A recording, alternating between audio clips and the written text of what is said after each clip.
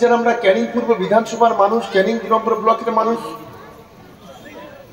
একটা সময় এই ক্যানিং পূর্ব বিধানসভা এলাকায় কিছুই ছিল না। আজকের একটা মাদ্রাসা কমিটির একটা সভা হচ্ছে, অনুষ্ঠান হচ্ছে, কত সুন্দর ইনফ্রাস্ট্রাকচার, কত সুন্দর লাইটিং এর ব্যবস্থা। কিন্তু বিগত সময় আমরা দেখেছি এই ক্যানিং 2 নম্বর ব্লকে গোটা এলাকায় রাস্তাঘাট নেই, কোনো বিদ্যুতের বাতি নেই, অন্ধকার আর অন্ধকার। একটা গ্রাম থেকে আরেকটা গ্রাম যেতে গেলে 3 বার পানি পার হয়ে যেতে হয়, জল পার হয়ে যেতে হয়, এক ভয়ঙ্কর পরিস্থিতি। সেখান থেকে দাঁড়িয়ে এই ক্যানিং পূর্ব বিধানসভার মানুষের আশীর্বাদ, দোয়া, ভালোবাসা নিয়ে আমরা এই এলাকায় সার্বিক কাজ শুরু করি। আজকের আমরা গর্বিত যে আজকের আমাদের মাদ্রাসা শিক্ষা, আজকের আমাদের স্কুল শিক্ষা আজকে দিনের পর দিন এখানে গড়ে উঠছে। আমাদের ছেলেমেয়েরা বিভিন্ন নার্সারি, একবার লোয়ার নার্সারি থেকে শুরু করে একেবারে কলেজ পর্যন্ত আমাদের ছেলেমেয়েরা আজকে লেখাপড়া শিখছে। আমরা দেখছি আমাদের অনেক অভিভাবক, আমি তাদেরকে ধন্যবাদ জানাই, ছেলে মেয়েদের সঙ্গে করে নিয়ে স্কুলে যাচ্ছে, তাদের নিয়ে আসছে, মাদ্রাসায় যাচ্ছে, তাদের নিয়ে আসছে। এই যে environment, this environment is very better, very good. এই ধরনের পরিবেশ যদি গড়ে ওঠে তাহলে নিশ্চিতভাবে সেই এলাকা অনেকটা এগিয়ে যাবে।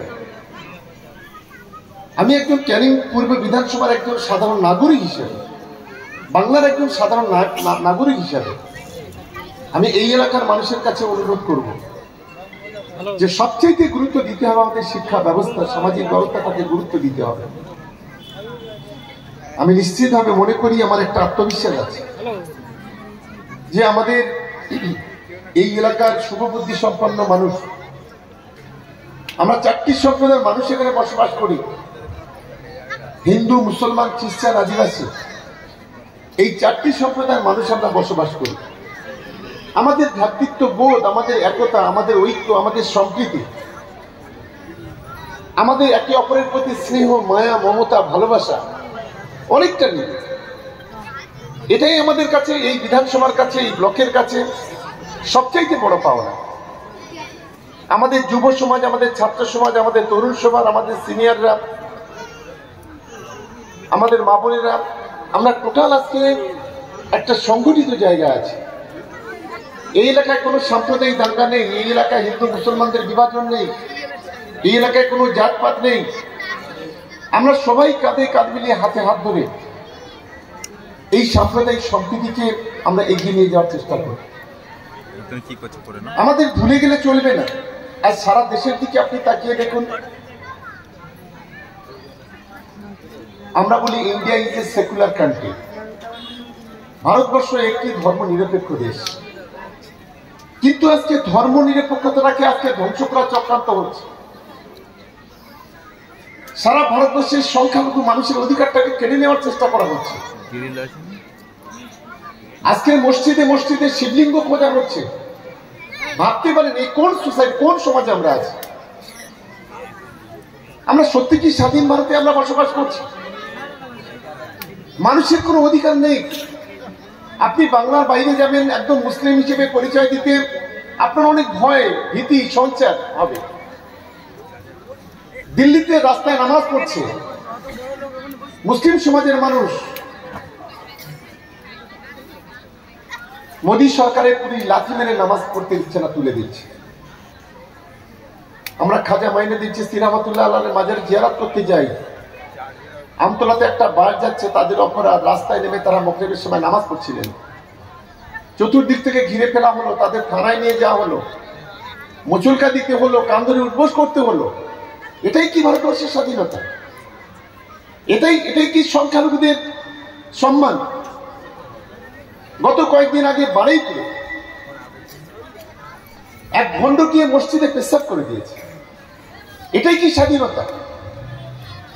আজকে হিন্দু মুসলমানকে বিভাজন করার জন্য একটা অংশের রাজনৈতিক দল, তারা বলছে বাংলায় হিন্দু সরকার তৈরি করবে।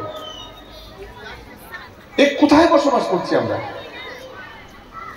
তাই আমাদের সকলকে আমি বলবো, আমরা ধর্ম নিরপেক্ষতায় বিশ্বাসী। আমরা ভারতবর্ষের স্বাধীনতা, সার্বভৌমত্ব, ধর্ম নিরপেক্ষতা আমরা বজায় রাখতে চাই। সেই মানসিকতা নিয়ে আমরা কাজ করি। তাই আমাদের সব বিষয়ে আমাদের সজাগ থাকতে হবে। আমরা দাঙ্গা চাই না। আমরা দেখেছি 2002 সালে গুজরাটে দাঙ্গা, সংখ্যালঘুদের নিধন দেখেছি। আমরা ভারতবর্ষের বিভিন্ন জায়গায় সাম্প্রদায়িক দাঙ্গা তৈরি হলে গ্রামের পর গ্রাম, পাড়ার পর পাড়া মানুষ মৃত্যুর মুখে ঢলে পড়ে, জ্বালিয়ে দেওয়া হয়, পুড়িয়ে দেওয়া হয়। আজকের বাংলার বুকে একইভাবে সাম্প্রদায়িক দাঙ্গা তৈরি করার চেষ্টা হচ্ছে। আর দাঙ্গা এমন একটা জিনিস, সাম্প্রদায়িক এমন একটা জিনিস, ক্যান্সারের চাইতেও খারাপ। গ্রামের পর গ্রাম জ্বালিয়ে দিতে পারে, পুড়িয়ে দিতে পারে, শেষ করে দিতে পারে। এক মুহূর্তের মধ্যে অনেক বড় ঘটনা ঘটে যেতে পারে। তাই এই এলাকার শুভবুদ্ধি সম্পন্ন মানুষের কাছে আবেদন করব যে আগামী দিনে একদিকে শিক্ষা বিষয়টাকে আমাদের সর্বাধিক গুরুত্ব দেওয়া, সামাজিক বিষয়টাকে গুরুত্ব দেওয়া এবং চোখ কান খোলা রেখে আগামী দিনে আমাদের এগোতে হবে। আমাদের প্রত্যেকের ঘরে সন্তান আছে। সেই সন্তানদের যদি মানুষের মতো মানুষ তৈরি করতে হয়, সেই সন্তানদের যদি একটা সুস্থ সমাজ উপহার দিতে হয়, সেই সন্তানদের যদি আগামী দিনে অনেক বড় জায়গায় তুলে নিয়ে যেতে হয়, তাহলে আমাদের সকলকে চোখ কান খোলা রেখে বাস্তবতার নিরিখে আমাদের এগিয়ে যেতে হবে। আমি আশা করি আমার এখানে যারা বুজুর্গ ব্যক্তি আছেন, বিশিষ্ট মানুষজনেরা আছেন, তারা আগামী দিনে এই বাস্তবতাকে বুঝে আমাদের এগোতে হবে। দেখবেন যত দিন যাবে আমাদের সংখ্যালঘুদের মাথার, যাদেরকে আমরা সম্মান করি, কাউকে কাউকে এই সাম্প্রদায়িক শক্তির যারা নেতা তারা কিনে নেবে, তাদের কাছে বিক্রি হয়ে যাবে। কেউ কেউ বিক্রি হয়ে গিয়ে সাম্প্রদায়িকতার তাবেদারি করবে। এদিকটাও আমাদের চোখ কান খোলা রাখতে হবে।